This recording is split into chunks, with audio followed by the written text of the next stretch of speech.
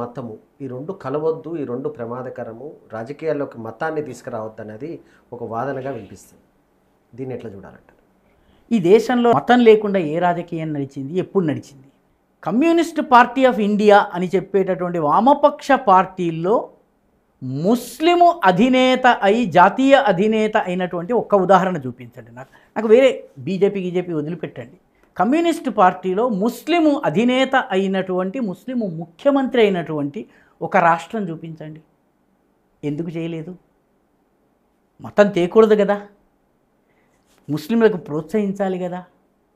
Communist party ఒక్క ముస్లిం ముఖ్యమంత్రి, ఉప ముఖ్యమంత్రిని కూడా చేయలేదండి. మీకు ఉప ముఖ్యమంత్రి కూడా ముస్లింని చేయలే, క్రైస్తవుని చేయలేదు. అందుకే కేరళలో క్రిస్టియన్ పార్టీలు వేరుగా ఉన్నాయి. Christians don't vote for communist party. ప్రధానమైన శత్రువు క్రిస్టియన్లకి కమ్యూనిస్టులు. అక్కడ కాంగ్రెస్ కాదు, కాంగ్రెస్ పార్టీ ఉంది. ఇన్నేళ్లలో కాంగ్రెస్ పార్టీ 70 సంవత్సరాల్లో ఎన్ని రాష్ట్రాల్లో ముస్లిం ముఖ్యమంత్రులు చేసింది? అస్సాంలో అన్వరా తైమూర్, రాజస్థాన్లో బషీరుద్దీనో ఎవరో ఒక ఆయన విమాన ప్రమాదంలో చనిపోతారు ఆయన, మహారాష్ట్రలో అబ్దుల్ రెహమాన్ అంతులే. ఉత్తరప్రదేశ్కి ముస్లిం ముఖ్యమంత్రి ఎందుకు? దేశంలో అత్యధిక సంఖ్యలో ముస్లింలు ఉన్న ఉత్తరప్రదేశ్లో ముస్లిం ముఖ్యమంత్రి కాంగ్రెస్ ఎందుకు తెలియదు?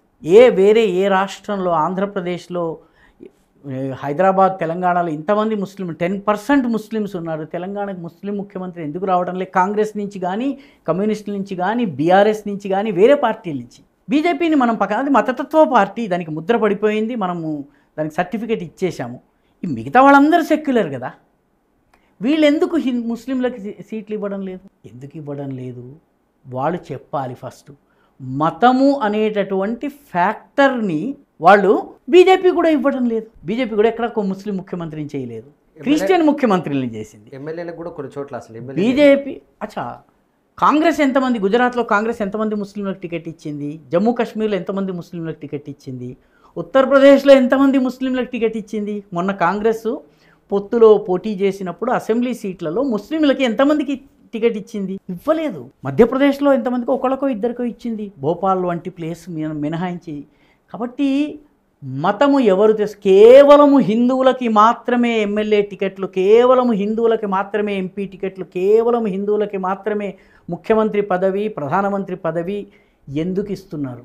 మతము గనక రాజకీయాల్లో లేకపోతే ఏ మతం వాడన్నా కావచ్చండి. సైన్యంలో ముస్లిము ఆర్మీలో ఎయిర్ మార్షల్ లతీఫ్ ఎయిర్ ఫోర్స్కి చీఫ్ అయ్యాడు. Air marshal field marshal Manekshaw Parsi 1% population లేదు, ఆర్మీ చీఫ్ అయ్యాడు. లెఫ్టినెంట్ జనరల్ జేకబ్ జూ ఆయన మనకి లెఫ్టినెంట్ జనరల్ అయ్యారు. జగజీత్ సింగ్ అరోరా ఆయన అయ్యారు.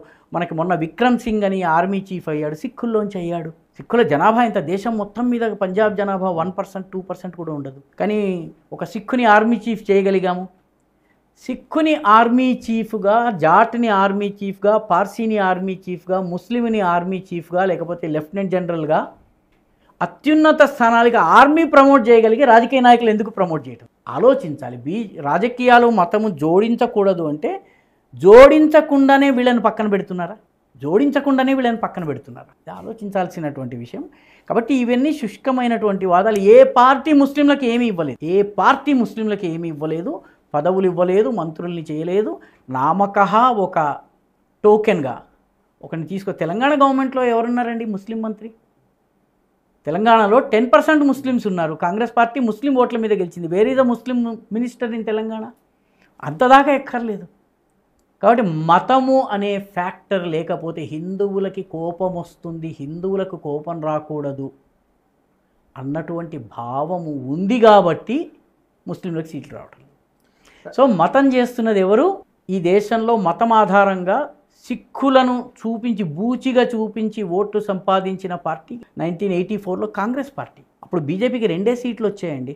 ఒకటి వరంగల్ నుంచి, ఒకటి మెహసానా గుజరాత్ నుంచి వచ్చి వాజ్పేయి ఓడిపోయారు. సో మతాన్ని ఎవరు వాడుకుంటున్నారు?